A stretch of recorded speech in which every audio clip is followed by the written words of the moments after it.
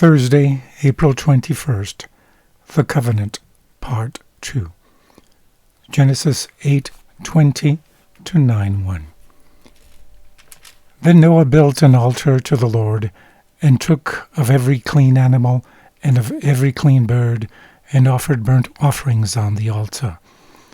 The Lord smelled the soothing aroma, and the Lord said to himself, I will never again curse the ground on account of man, for the intent of man's heart is evil from his youth, and I will never again destroy every living thing as I have done.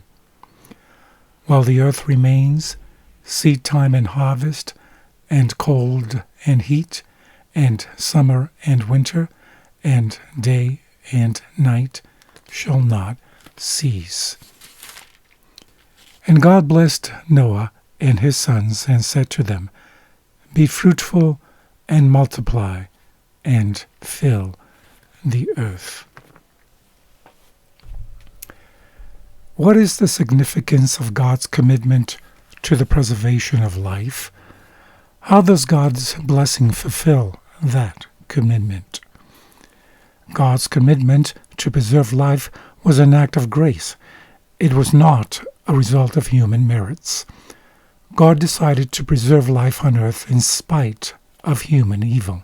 Genesis 8:21.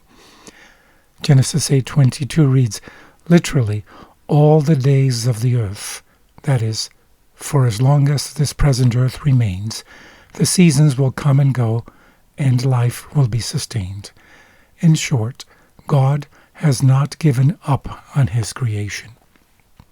In fact, the following text, which talks about God's blessing, takes us back to the original creation with its blessing, Genesis 1:22-28 and Genesis 2:3. The Lord, in a sense, was giving humanity a chance to start over, to start fresh. Read Genesis 9:8-17. What is the significance of the rainbow? How does this sign of the covenant, Genesis 9:13, relate to the other sign of the covenant, the Sabbath? The phrase establish, covenant, is repeated 3 times, Genesis 9, 11, and 17, marking the climax and fulfillment of God's initial promise, Genesis 6:18.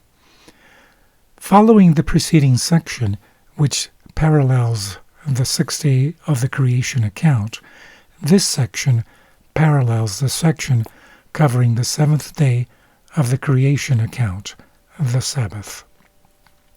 Inside the text, the repetition 7 times of the word covenant resonates with the Sabbath. Like the Sabbath, the rainbow is the sign of the covenant, Genesis 9:13, 14, 16, compared with Exodus 31, 12-17. Also, like the Sabbath, the rainbow has a universal scope. It applies to the whole world, just as the Sabbath, a sign of creation, is for everyone, everywhere. The promise that no other worldwide flood will come is for everyone, everywhere as well. Next time you see a rainbow, think about all of God's promises to us.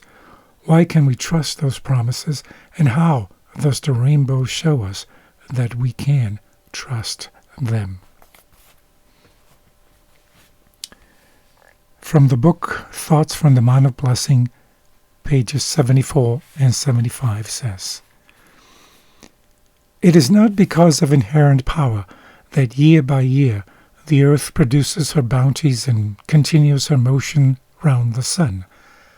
The hand of God guides the planets and keeps them in position in their orderly march through the heavens. It is through his power that summer and winter, seed time and harvest, day and night follow each other in their regular succession.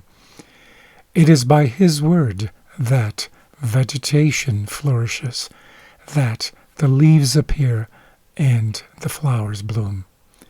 Every good thing we have, each ray of sunshine and shower of rain, every morsel of food, every moment of life is a gift of love. From the book In Heavenly Places, page 125.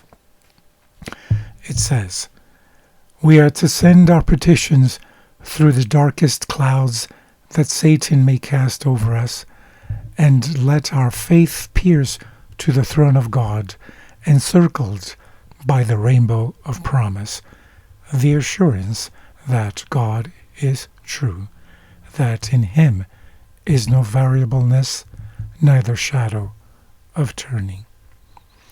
We are to come before the mercy seat with reverence, calling up to our mind the promises that God has given, contemplating the goodness of God, and offering up thankful praises for his unchangeable love. We are not to trust in our finite prayers, but in the word of our Heavenly Father, in his assurance of his love for us.